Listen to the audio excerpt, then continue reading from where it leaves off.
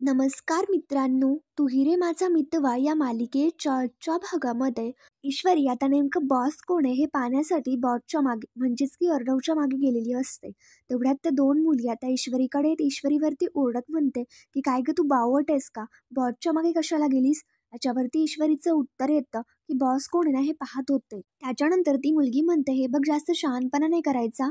तेवढ्यात तिथे लावण्य येते आणि त्याच्यानंतर ईश्वरीला विचारते झालं का तुझं. त्याच्यावरती ईश्वरी सांगते हो मॅडम, तुम्ही सांगितल्याप्रमाणे कपडे अल्टर केले. लावण्य इकडे त्या दोन मुलींना म्हणते की जा हे कपडे आपल्या मॉडेलला ट्रायल्ससाठी दे. त्याच्यानंतर ईश्वरी आता विचारते की लावण्य मॅडम माझ्या नोकरीचं काय. त्याच्यावरती लावण्य म्हणते तिथे बस आणि वाट बघ.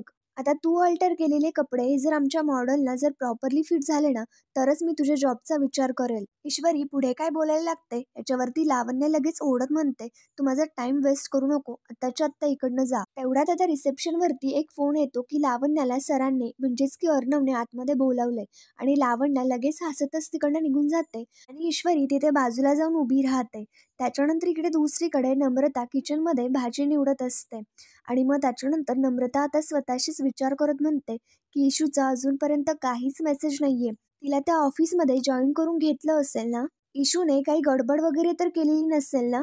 नम्रता या गोष्टीचा विचार करतच असते, पण मात्र तेवढ्यात तिथे जयू टेबलवरती येऊन बसते आणि नम्रताला पिण्यासाठी ग्लास मागते. पण मात्र नम्रताचं तिच्याकडे काही लक्षच नसतं.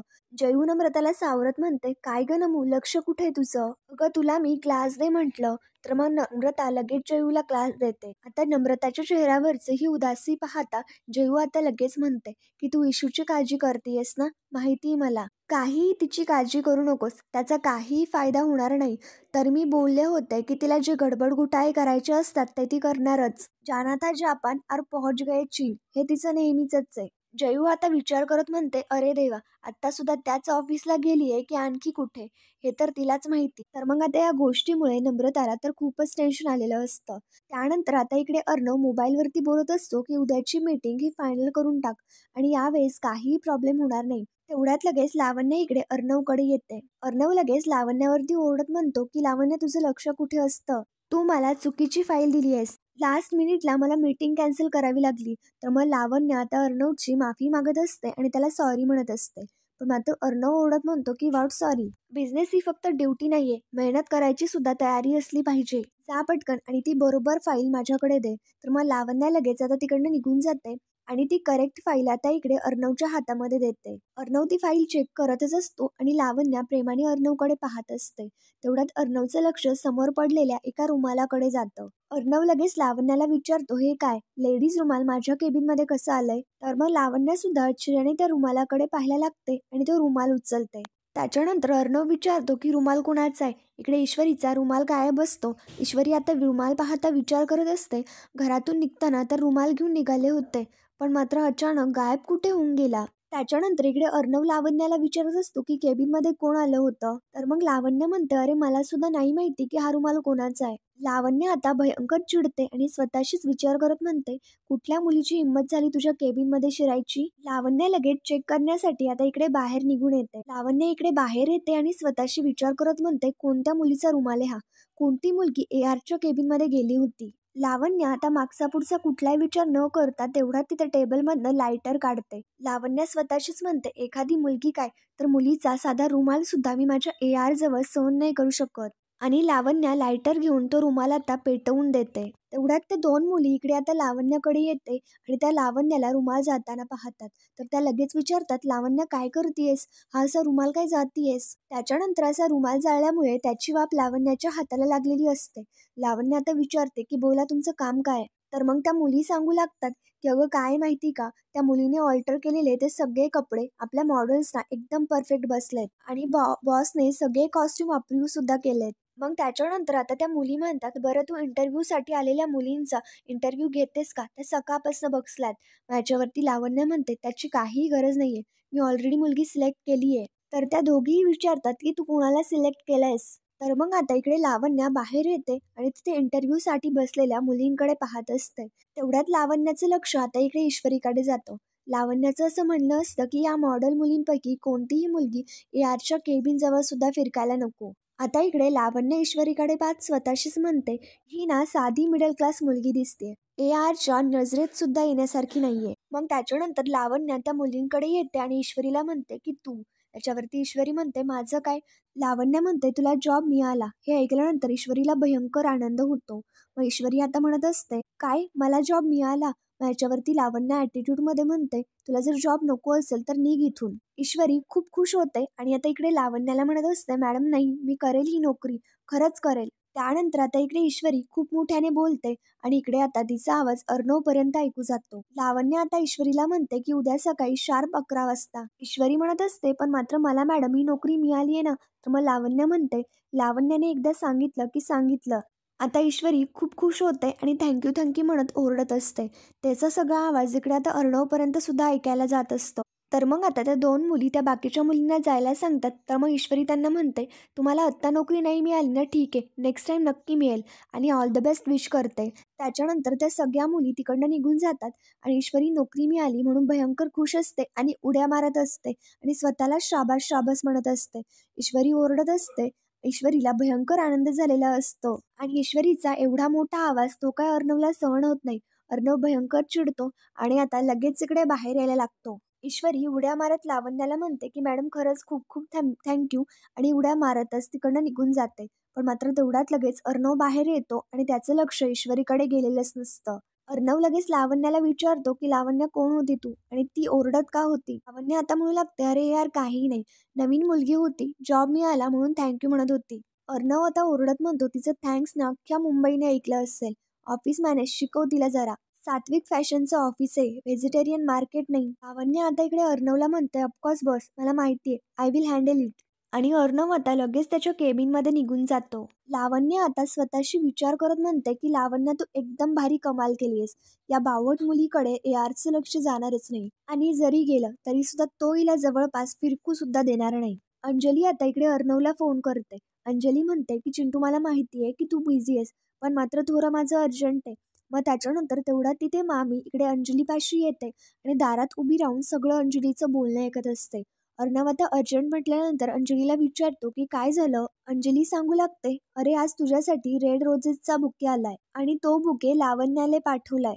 अंजली म्हणत असते अरे मला माहिती आहे की तुम्हा दोघांमध्येही तसं काही नाहीये पण मात्र आजीने तो बुके पाहिला आणि नाव वाचता वाचता राहिलं. इकडे मामीला ती मुलगी कोण आहे म्हणजेच की लावण्याचं नाव समजलेलं असतं.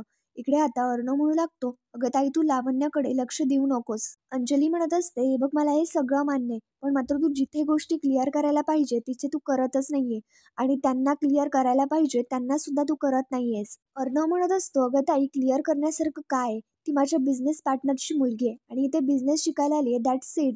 ही बिझनेस कलिग आहे. मग याच्यावरती अंजली म्हणते ठीक आहे ते तुला वाटतं पण मात्र हे सगळं तिला वाटत नसेल तर. अर्णव म्हणत असतो हे बघ ताई तो माझा प्रॉब्लेम नाहीये पण मात्र अंजली म्हणते की होऊ शकतो प्रॉब्लेम. आज बुके आलाय उद्या अजून काहीतरी येईल. तू काही क्लिअरली सांगत नाहीयेस आणि आजीच्या मनामध्ये आलं तर तिचा गैरसमज होईल आणि नंतर तुमच्यात वाद होईल आणि त्यात नेहमीप्रमाणे माझं मरण होईल. आता इकडे मामी तर अंजलीचं सगळंच बोलणं ऐकत असते आणि मामीच्या डोक्यामध्ये वेगळीच ट्यूब पेटत असते. अर्णव आता अंजलीला म्हणतो की ताई माझ्या मीटिंग्स आहेत आपण बोलूयात नंतर आणि अर्णव लगेच आता फोन ठेवून देतो. अर्णव इकडे स्वतःशी विचार करत म्हणतो की लावण्याने नेमकं रेड रोजेस घरी का पाठवलेत.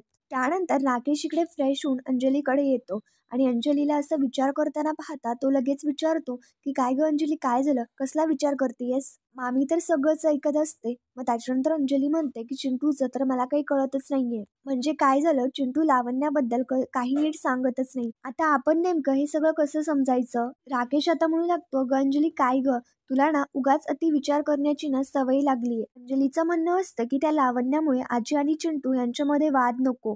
आता इकडे मामीला एक वीक पॉइंट तर बरोबर भेटलेला असतो की लावण्याला घेऊन आजी आणि चिंटूमध्ये नक्कीच वाद होणार आणि याच गोष्टीचा आता मामी फायदा घ्यायचं ठरवते. राकेश अंजलीला शांत करत म्हणत असतो की अंजली तू अजिबात काळजी करू नकोस, तू शांत हो. मामी इकडे स्वतःशीच विचार करत म्हणते लाडक्या बहिणीचा लाडका भाऊ नेमकं तळ्यात मळ्यात आहे की बहिणीला काही सांगत नाहीये. वल्लरी आता बघ काम वाढलंय तुझं. त्या लावण्य आणि अर्णवमध्ये नेमकं नक्की काय आहे ना हे मी शोधून काढणारच. त्यानंतर आता आजी इकडे मंदिरामध्ये आलेली असते. आजी पायरीवरती पाऊल टाकायला लागते तेवढ्यात तिचा पाय सटकतो. ईश्वरी लगेच आजीला सावरते आणि म्हणते अहो आजी हाऊस तुम्हाला लागलं नाही ना. तेवढ्यात ईश्वरीचं लक्ष आजीकडे जातं आणि त्या दोघी एकमेकींना ओळखतात. ईश्वरी लगेच विचारते की आजी कशा आहात. याच्यावरती आजी सांगते की मी बरी आहे. तू कशी आहेस? ईश्वरी सांगते एकदम बढिया. तरी ईश्वरी विचारते तुम्ही या देवळामध्ये रोज येता? आजी म्हणते की नाही, माझ्या एका मैत्रिणीने सांगितलं की हे देऊळ खूप जागृत आहे. कधीपासून यायचं म्हणत होते, शेवटी आज योग आला. ईश्वरी आता आजीला म्हणते आजी बरं झालं तुम्ही मला भेटलात. मला तुम्हाला काहीतरी सांगायचं होतं. हे बघा आजी, त्या दिवशी मी तुमच्याकडे साड्या घेऊन आल्या होते ना, त्यातला एकही साडी फाटलेली नव्हती. अशी कोणाला खराब माल देऊन पैसे कमवणं ही आमची नियत नाहीये. आम्हाला त्याचा विचार करून सुद्धा शांत झोप नाही लागणार. माझ्या बाबांचं ना मिठाईचं दुकान आहे इंदोरच्या सराफात, आणि माझ्या बाबांनी लहानपणापासून एक गोष्ट आम्हाला शिकवली आहे. एक वेळ पैसा कमी कमवला ना तरी सुद्धा चालेल, पण मात्र लोकांचा भरोसा भरपूर कमवा. एके दिवशी लग्नाच्या ऑर्डरची मिठाई पोहोचवण्यासाठी फक्त अर्धा तास उशीर झाला, पण माझ्या बाबांनी ती मिठाई त्यांना फ्रीमध्ये देऊन दिली आणि म्हणाले की हा आमच्याकडून तुमच्या मुलीसाठी आशीर्वाद. कारण ग्राहक हा खरंच आमच्यासाठी देवाच्या जागी असतो. आजी सुद्धा आता ईश्वरीचं सगळं बोलणं शांतपणे ऐकते आणि ईश्वरीचं बोलणं ऐकता तिला सुद्धा तिचं खूप कौतुक वाटत असतं. आजी आता म्हणू लागते, अगं मी ना घरी जाऊन परत एकदा नीट बघेल. चल आता आपण दर्शन घेऊयात. आणि मग त्याच्यानंतर ईश्वरी आणि आजी दोघेही मंदिरामध्ये दर्शन घेण्यासाठी जातात. त्यानंतर इकडे दुसरीकडे राकेश अंजलीला म्हणतो की बरं मी निघतो आणि आज मला येण्यासाठी थोडा उशीर होईल. अंजली चिडत म्हणते, आजच काय, नेहमीच तुम्हाला येण्यासाठी उशीर होतो. कधी कधी मला असं वाटतं की मी जर तुमची क्लायंट असते तर तुम्ही मला जास्त वेळ दिला असता. हा अंजलीचा परत ड्रामा सुरू झालाय असं राकेशला वाटतं आणि राकेश लगेच अंजलीला समजवण्यासाठी तिला म्हणतो, अगं अंजली काहीही काय, प्लीज असं काहीही नको बोलू. तुझ्यासाठी माझ्याकडे वेळच वेळ आहे. पण मात्र ही केस जरा कॉम्प्लिकेटेड आहे. मला ना पनवेलला जावं लागणार आहे, पनवेलच्या कोर्टात, आणि म्हणून तिथून घरी येण्यासाठी रात्रीचे 12 वगैरे सुद्धा वाजू शकतात. ती मुलगी बिचारी अडकलीये. अंजली आता म्हणते, कुठली मुलगी? तर मग राकेश सांगतो, अगं जेमतेम 2 महिने झाले असते लग्न होऊन आणि तिला समजलं की तिच्या नवऱ्याचं बाहेर एक अफेअर सुरू आहे. अंजली लगेच म्हणते, बापरे, हे लोक कसे वागतात ना. राकेश आता म्हणतो की एवढं काहीच नाही, त्या बायकोला समजलं की नवऱ्याचा अफेअर आहे. मग आता काय व्हावं, त्या नवऱ्याने तिलाच मारहाण करायला सुरुवात केली. त्याच्यामुळे माहेरी आली राहिला आणि माहेरची परिस्थिती सुद्धा जेमतेमच आहे. त्याच्यामुळे मी तिची केस फ्रीमध्ये लढतोय. पनवेलला माझे मित्र आहेत, मला म्हणत होते की ही केस संपेपर्यंत राहा इथे, पण मी म्हणाले की नाही, अजिबात नाही. पण नाही, मी म्हणालो की फक्त मला 2 तास जरी घरी राहायला मिळालं ना तरी सुद्धा चालेल, पण मात्र मी माझ्या बायकोला सोडून कुठेही राहणार नाही. अगदी झोप अपुरी झाली, ट्रॅफिकमध्ये अडकावं लागलं, खाण्यापिण्याचे हाल झाले तरी सुद्धा चालेल, पण रोज सकाळी उठल्यानंतर मला माझ्या अंजलीचा चेहरा दिसायला हवा. हा नाटका राकेश बरोबर अंजलीला गोळामध्ये घेत असतो. अंजली म्हणते, अहो पण त्याच्यामुळे तुम्ही काय रोज पनवेलवरनं ये जा करणार का? राकेश म्हणतो की ऑफकोर्स, कारण मला त्याच्यामध्ये काहीही प्रॉब्लेम नाहीये. पण मात्र अंजली म्हणत असते की नाही, मला प्रॉब्लेम आहे. मला नाही बघणार माझ्या नवऱ्याचा त्रास. उलट मी तर म्हणतीये की तुमची केस संपेपर्यंत तुम्ही पनवेलमध्येच राहा. राकेश म्हणत असतो, आता कसं आहे माहिती का, तिथे राहायचं म्हणजे परत कपडे वगैरे घेऊन जा, बॅग भरा. अंजली म्हणते, मग न्या ना तुम्ही कपडे. थांबा, मीच तुम्हाला बॅग भरण्यासाठी मदत करते. आणि अंजली लगेच राकेशची बॅग भरण्यासाठी जाते. राकेश आता म्हणत असतो, अंजली हे बघ, तू बॅग नको भरू. मला खरंच नाही बघवत आहे तुला एवढा त्रास झालेला. मी माझी बॅग भरतो आणि खरा त्रास म्हणजे तुला इथे सोडून तिथे राहण्यामध्ये होणार आहे मला. पण आता ठीक आहे, जातो, राहतो तिथे पनवेलला, तू म्हणतीयेस तर. तर मग त्याच्यानंतर आता इकडे अंजली लगेच राकेशला मिठी मारते. राकेश इकडे स्वतःशी विचार करत म्हणतो की ही कसली बावट मुलगी आहे, प्रत्येक वेळी माझं काम सोपं करून टाकते. तर राकेशला आता निघण्यासाठी उशीर होत असतो. तर राकेश अंजलीला म्हणतो, अगं अंजली चल, मला उशीर होतोय, निघायला हवं ना. तर मग आता अंजली लगेच राकेशची बॅग भरू लागते. त्यानंतर आता इकडे आता लावण्याला अर्णवने बोलून घेतलेलं असतं. आता लावण्य येताच अर्णव विचारतो, तू माझ्या घरी रेड रोजेस पाठवले, का पाठवले? त्याचं मला रिझन सांग. तर मग लावण्य म्हणते की तुला आवडतात म्हणून. पण मात्र अर्णव लावण्यावरती ओरडत म्हणतो, हे बघ, तू फक्त तुझं तुझं काम कर. तुझ्या एका स्टुपिड वागण्यामुळे नको त्या चर्चा सुरू झाल्यात घरी. पण लावण्या लगेच गालातल्या गालात असते, कारण लावण्याला हेच तर हवं असतं. लावण्य विचारते की घरचे काय म्हणाले. तर मग आता इकडे अर्णव म्हणतो की काय म्हणणार आहेत घरचे. असं अचानक कोणी रेड रोजेस पाठवल्यानंतर लोक नको नको ते अर्थ काढणारच ना. हे बघ लावण्या, तुझी मम्मा काव्या देशमुख माझी बिझनेस पार्टनर आहे. त्यांनी तुला इथे कशासाठी पाठवलंय? याच्यावरती लावण्य म्हणते की बिझनेस स्टेअरिंगसाठी. अर्णव म्हणत असतो, एक्झॅक्टली, हेच फक्त एकमेव रिझन आहे तू इथे ऑफिसमध्ये असण्याचं. त्याच्यामुळे प्लीज फोकस इथे लर्निंगवरती कर, या नको त्या गोष्टींवरती नाही. लावण्य तिकडनं जायला लागते. अर्णव लगेच म्हणतो, तू अजून मला सांगितलं नाहीयेस तू घरी रेड रोजेस का पाठवलेस ते.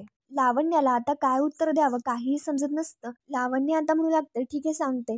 तुझ्या अंडर बिझनेस ट्रेनिंगला आज 1 वर्ष कंप्लीट झालं आणि मला तुला सिरियसली मनापासून थँक्यू म्हणायचं होतं आणि म्हणूनच मी हे रेड रोजेस पाठवले.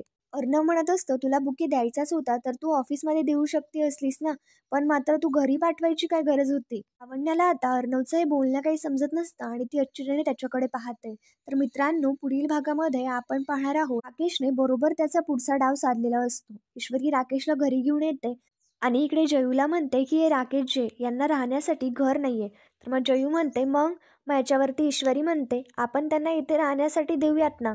इकडे दुसरीकडे आजी आता ईश्वरीच्या त्या साड्या परत करण्यासाठी निघालेली असते आणि अर्णव सुद्धा ऑफिससाठी निघालेला असतो. मग त्याच्यानंतर अर्णव म्हणतो, बरं ठीक आहे, मी तुला ऑफिसलाच चाललोय, मी तुला सोडतो तिथे. हे सगळं पाहता आजीला अर्णवचं खूप कौतुक वाटतं. मग त्याच्यानंतर आजी इकडे ईश्वरीच्या घराच्या जवळ आलेली असते आणि अर्णव सुद्धा बरोबर असतो. तिथेच राकेश आता बाजूला ईश्वरीचे कपडे वाळत घातलेले असतात आणि त्याचा सुगंध घेत असतो. राकेशचंही लक्ष आजी व अर्णवकडे गेलेलं नसतं. अर्णव व आजीचे लक्ष देखील राकेशकडे गेलेले नसतं. तर मित्रांनो, पुढील भागांच्या डेली अपडेटसाठी आमच्या शिव मराठी या चॅनलला लगेच सबस्क्राईब करा. थँक्यू.